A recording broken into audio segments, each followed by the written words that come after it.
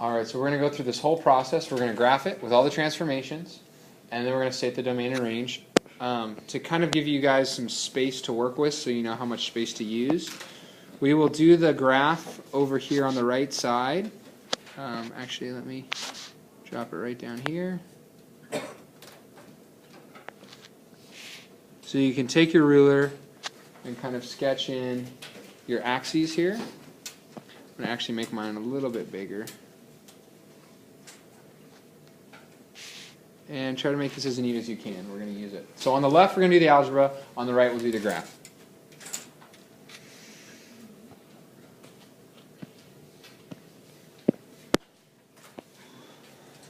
Alright, so we're going to look at the training wheels approach. I'm going to give you like 4 or 5 steps to work through, but it's going to help you think about this in a more organized way. So you set up your axes. The first thing we're going to do, so you're going to find the beginning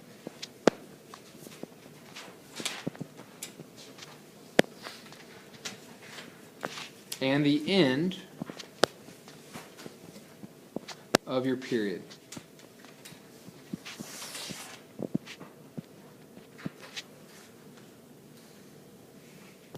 More sense. So we're going to find the beginning and the end of a period.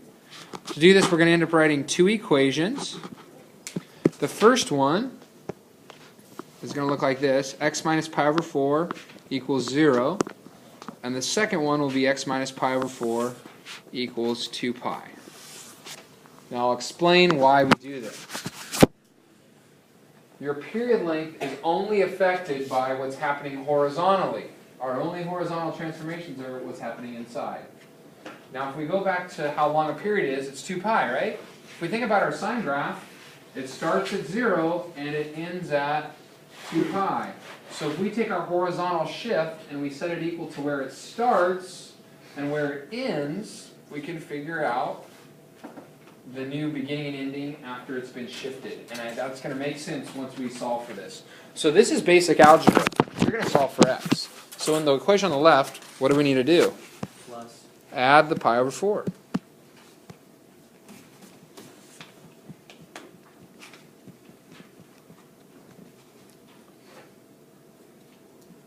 Cancel. This comes out pretty nice. X equals pi over 4. This is our beginning. What are we going to do the other equation? How do we get x along? Add pi over 4 again. Now at this point in my class, you should know what to do with this when you don't have a common denominator. So talk with your group. How are you going to be able to add these together? Times it by 4 over 4.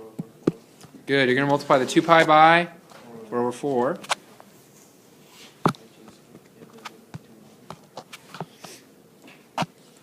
And 4 times 2 is 8 pi over 4.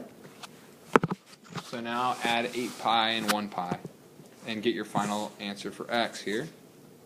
9 pi. X will equal 9 pi over 4.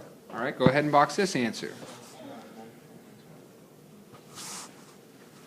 So what this means, this is setting it up for us. This is the beginning of the period, this is the end. You're going to go over your axes now, and as we go through the algebra, we're going to build the graph. So the nice thing is you're not even going to need any grids. You're going to create your own kind of grid. You're actually going to end up drawing a box when this is all said and done. So pi over 4 is where we start. And 9 pi over 4 is where we end. So that's our beginning and end, and that's a distance of 2 pi. Any questions up to this point? All right, so for step 2, we found our beginning. So you might want to write this in. This is our start. Oops. This is our start, and this is our end. We're only going to graph one cycle. For step 2 now,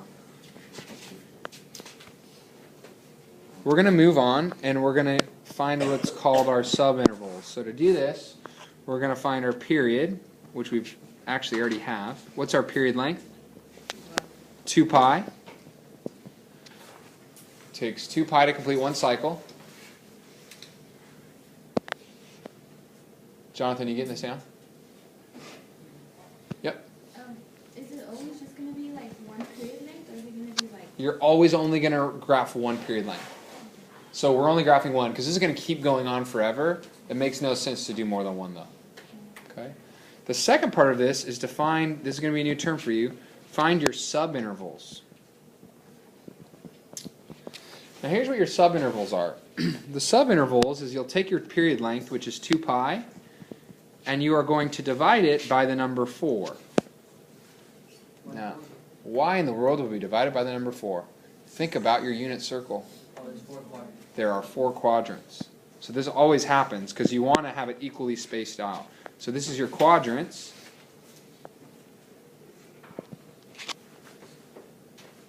So you end up getting 2 pi over 4. Can you reduce that? I don't want you to reduce it. That's going to sound weird, but I just want you to leave it like this. It's going to be easier for us when we graph it. Okay? So here's why we do our subintervals. This is the distance. This is going to be one cycle, right? But in the unit circle, how many quadrants do we have? 4. We want to divide this into 4 equal sections. So now go over to your graph, and we're going to split it in half, which is right here, actually, right about here, and then split the half in half, and just kind of estimate on your page where this is at. So cut it in half, and then cut it the half in half.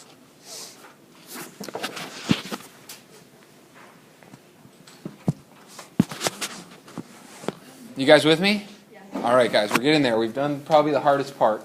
Now what you're going to do is, our subintervals are 2 pi over 4 apart. You are literally going to add 2 pi over 4 to each one. So pi plus 2 pi is 3 pi over 4. Now fill out the other two.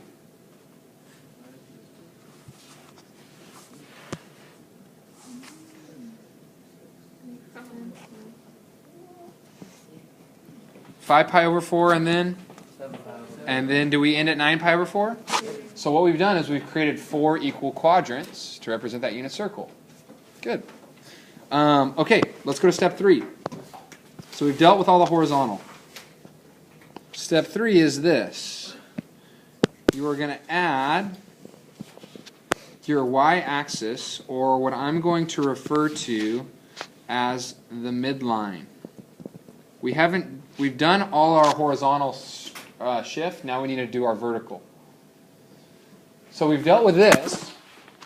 What affects the vertical now in my algebra? The 2 and the 1. What does this 1 mean? Where are we going with it? We're going up, right? And it might help. Let's go ahead and draw on these arrows. We're going up 1, and we're going pi over 4 to the right so you guys can see it. So what we're going to do on our graph now is we are going to create a new midline at 1. So go over here and mark 1. And now what you're going to do is, if pi over 4 is the beginning, we're going to go ahead and sketch. We're going to dash this out. This is my midline. This is where the center of my graph is going to be. And we're all going to go all the way over to 9 pi over 4.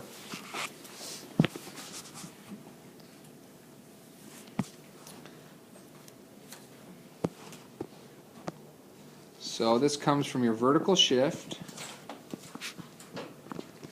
which is up 1. So my horizontal shift is done. Now I've dealt with my plus 1. Check it off. What are the 2 things left? 2 and sine. All right, so step 4 is getting at that vertical stretch now. So step 4 will be to find and graph your amplitude. This is what Richard was talking about, our A value. To finish, and this is what we call, I'm going to refer to this as the box. You're going to create like a grid. So my A value is always going to be absolute value. It's always going to be positive. It's 2. So this is what the 2 means. Remember our A value on our regular graph is just 1? Your amplitude's 1, right? But now I'm stretching this by 2. So what I'm going to do is I go to the midline, because this is my center, right? I'm going to go up 2, and I'm going to go down 2. So go ahead and figure out where that is on the y-axis. Go ahead and talk to your group. Where are those points? Is it always absolute? It's always absolute because it's distance. So you're going to go 2 up and 2 down. So would you just Because it will always be symmetrical, because this is right in the middle. So would you just plus the 2 and the 1 together, and that's like It goes up to 3, and it goes down to -1. Well, I mean, like Here. We're going to go up to 3, so make a mark, and try to space this out evenly, guys. I know you see where the 1 is, so this is 2. 3 is probably right about here. And then we're going to go down to -1, which is right about here. Okay, now you are done with the box. And here's how you know why. The horizontal distance is done, and your vertical max and min are done. So we can draw in the box. Kelsey, question. You'll see it. I'm going to draw it in right now. So you're going to go up to the top. You're going to go down to the bottom. And probably take a ruler for this.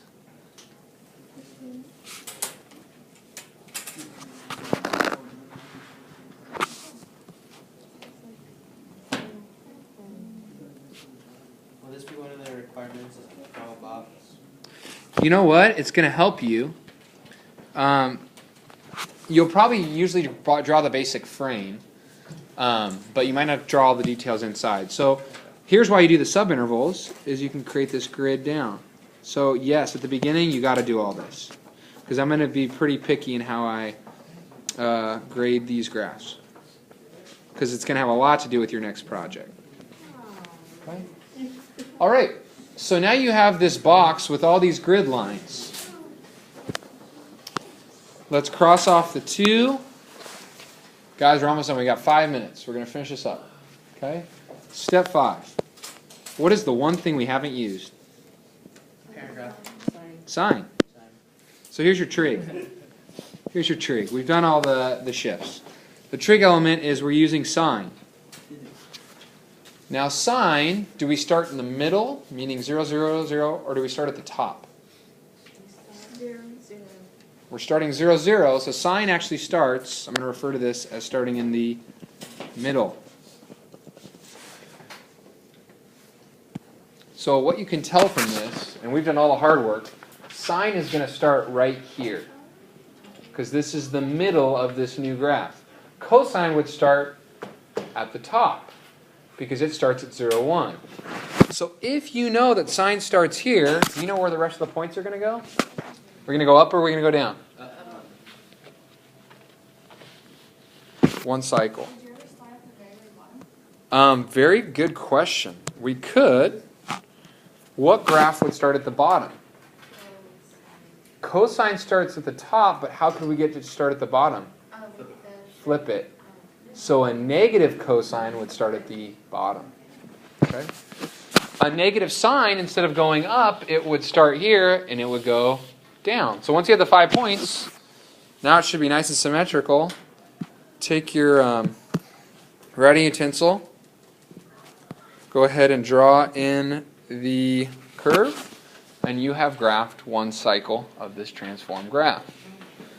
All right, now what I want you to do is write in the domain and range. Domain, I'll tell you, is negative infinity to positive infinity. Try to figure out range with your group.